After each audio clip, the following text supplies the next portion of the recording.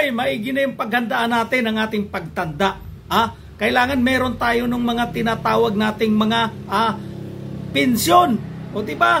Para hindi naman tayo magmumukhang kawawa. O, yung SSS mo, baka hindi pa naka 120 months yan. At itudo mo na, maximum mo na, habang ikay nasa edad na. Para pagdating ng pensyon, ay siguradong meron kang makukuhang maganda-ganda. Kaysa naman, wala, manghihingi lang tayo sa ating mga anak, sa ating mga kamag-anak. Ang hirap nun. Hindi bali na.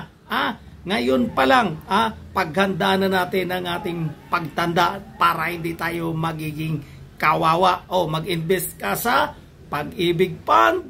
Napakaraming paraan. Gawin mo na habang maaga pa para pagtanda mo, meron kang inaasahan. SSS, pensyon, malaking bagay yan.